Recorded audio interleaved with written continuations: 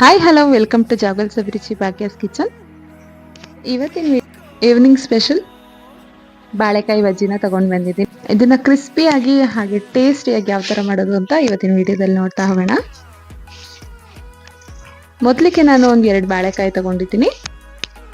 ಇದನ್ನ ತೊಳ್ಕೊಂಡು ಈ ಥರ ಸಿಪ್ಪೆ ತೆಕ್ಕೊಳ್ಬೇಕಾಗತ್ತೆ. ಒಂದೊಂದು ಲೇಯರ್ನ ನೀಟಾಗಿ ಸಿಪ್ಪೆ ತೆಕ್ಕೊಂಡು ಆ ಕಡೆ ಈ ಕಡೆ ತುದಿನ ಕಟ್ ಮಾಡ್ಕೊಳ್ತಿದ್ದೀನಿ. ಹಾಗೆ ಇದನ್ನು ತೆಳುವಾಗಿ ಸ್ಲೈಸಸ್ ಥರ ಕಟ್ ಮಾಡ್ಕೊಂಡು ಇಟ್ಕೊಳ್ತಾ ಇದ್ದೀನಿ. ನೋಡಿ, ಆದಷ್ಟು ತೆಳುವಾಗಿದ್ರೂ ಪರವಾಗಿಲ್ಲ, ಸ್ವಲ್ಪ ದಪ್ಪ ಇದೆ ಅಂತಂದ್ರೂ ತೊಂದರೆ ಇಲ್ಲ. ಇದನ್ನು ಸ್ವಲ್ಪ ತಣ್ಣೀರಿಗೆ ಹಾಕ್ಕೊಂಡು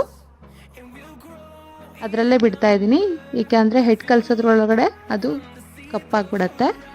ಈಗ ಹಿಟ್ಟು ಕಲಿಸ್ಕೊಳ್ಳೋಣ. 1 ಕಪ್ಪಷ್ಟು ಹಿಟ್ಟು ತೊಗೊಂಡಿದ್ದೀನಿ. ಹಾಗೆ 1.5 ಸ್ಪೂನಷ್ಟು ಕೀಟನ ಹಾಕ್ಕೊಳ್ತಾ ಇದ್ದೀನಿ.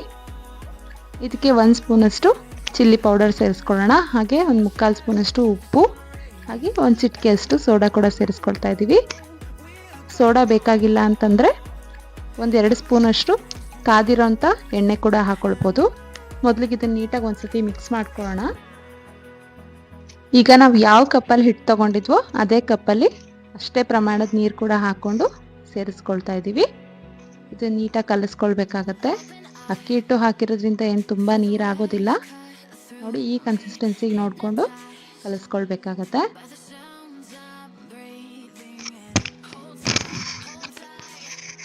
ಈಗ ಎಣ್ಣೆ ಕಾಯೋದಕ್ಕೆ ಇಟ್ಟಿದ್ದೀನಿ. ಅದಕ್ಕೆ ಮುಂಚೆ ನಾವು ಒಂದು ಹ್ಯಾಂಡ್ ಟವಲ್ ತೊಗೊಂಡು ನೀರಲ್ಲಿ ಇಟ್ಟಿರೋ ಬಾಳೆಕಾಯಿನೆಲ್ಲ ಇದಕ್ಕೆ ಹಾಕ್ಕೊಂಡು ಡ್ರೈ ಮಾಡ್ಕೊಳ್ಬೇಕಾಗತ್ತೆ. ನೀರಿಂದ ಡೈರೆಕ್ಟಾಗಿ ಹಾಕ್ತು ಅಂತಂದರೆ ಸಿಡಿದು ಬಿಡತ್ತೆ. ಹಾಗಾಗಿ ಈ ಥರ ಡ್ರೈ ಮಾಡಿಕೊಂಡು ಹಿಟ್ಟೊಳಗಡೆ ಅದ್ಕೊಂಡು ಎಣ್ಣೆಗೆ ಬಿಡಬೇಕಾಗತ್ತೆ. ನೋಡಿ, ಈ ಥರ ಒಂದು ತುದಿಯಿಂದ ಇನ್ನೊಂದು ತುದಿ ತನಕ ಕಂಪ್ಲೀಟಾಗಿ ಮುಳುಗಿಸ್ಬಿಟ್ಟು ಇದನ್ನು ಡೈರೆಕ್ಟಾಗಿ ಕಾದಿರೋಂಥ ಎಣ್ಣೆಗೆ ಹಾಕ್ಕೊಳ್ತಾ ಇದ್ದೀವಿ. ಎಣ್ಣೆ ಚೆನ್ನಾಗಿ ಕಾದಿದೆ. ಸುಮಾರು 1/4 ಲೀಟ್ರಷ್ಟು ಎಣ್ಣೆ ತೊಗೊಂಡಿದ್ದೀನಿ. ಇದಕ್ಕೆ ಒಂದೊಂದಾಗಿ ಬಜ್ಜಿನ ಬಿಡ್ತಾ ಹೋಗೋಣ.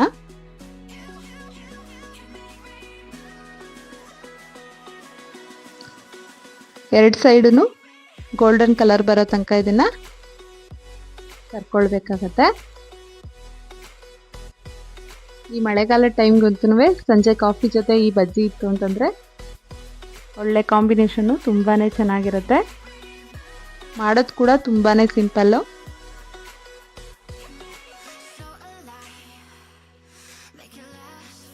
ನೋಡಿ, ಇಷ್ಟು ಚೆನ್ನಾಗಿ ಬರ್ತಾ ಇದೆ ಬಜ್ಜಿ. ಇದೇ ಥರನೇ ಎಲ್ಲ ಬಜ್ಜಿನೂ ನಾನು ಎಣ್ಣೆನಲ್ಲಿ ಕರಿತಾ ಇದ್ದೀನಿ. ಕೊನೆಗೆ ಎಣ್ಣೆ ಕಮ್ಮಿ ಆಗ್ತಾ ಇದೆ ಅನಿಸಿದ್ರೆ ಬೇಕಿದ್ರೆ ನಾವು ಬಾಳೆಕಾಯಿನ ಅರ್ಧ ಮಾಡ್ಕೊಂಡು ಬೇಕಾದರೂ ಕರ್ಕೊಳ್ಬೋದು. ಪುಟ್ ಬಜ್ಜಿ ಆಗತ್ತಷ್ಟೇ. ಅವಾಗ ಟೇಸ್ಟ್ ಎಲ್ಲ ಸೇಮ್ ಇರುತ್ತೆ.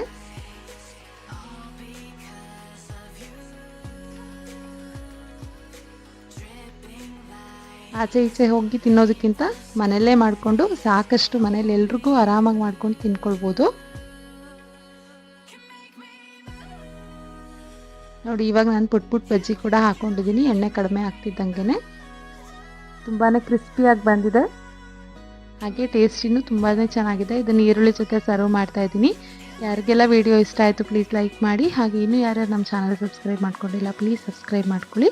ನೆಕ್ಸ್ಟ್ ಇಂಟ್ರೆಸ್ಟಿಂಗ್ ವಿಡಿಯೋ ಜೊತೆ ಬರ್ತೀನಿ. Thank you.